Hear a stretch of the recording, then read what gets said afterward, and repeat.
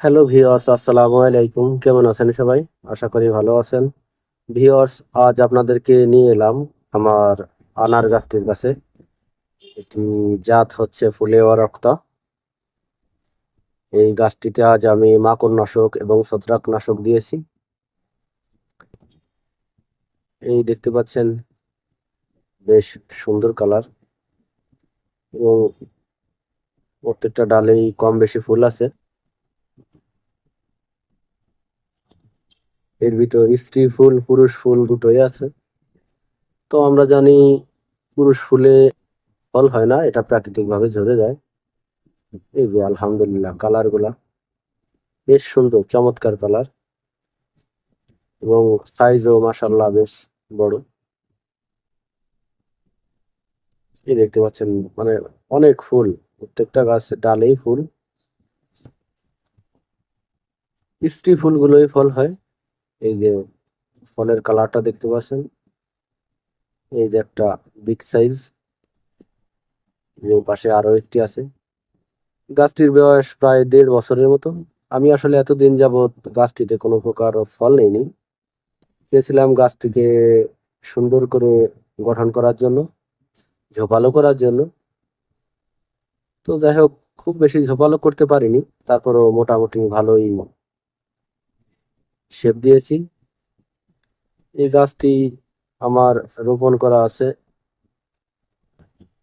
20 litre একটা বালতিতে, এবং মিডিয়া দিয়েছি মাটি, গোবর এবং বালি। বালি দেওয়ার একটাই কারণ, সেটা হচ্ছে ড্রেনেজ সিস্টেমটা ভালো থাকার জন্য, যেন পানি জমে না যায়। এটি কলমের চারা, ফুলেয়া রক্তা। এটি হচ্ছে আমার মূল গাছ। তো আসলে নিজের গাছে আনার ঝুলে থাকতে দেখে কার না ভালো লাগে। আসলে এগুলো সবই সৃষ্টিকর্তার দান। কোনো একটা সময় স্বপ্ন ছিল যে আমি আনার গাছ লাগাবো, ফল হবে কিনা দ্বিধা দ্বন্দ্বে ভুগতাম, কিন্তু এখন আর সেই সময়টা নেই। নিজের গাছে বেশ বড় বড় আনার ঝুলে আছে এবং আরো ফুলগুলো আরো ফলে পরিণত হচ্ছে, দেখে খুবই ভালো লাগছে।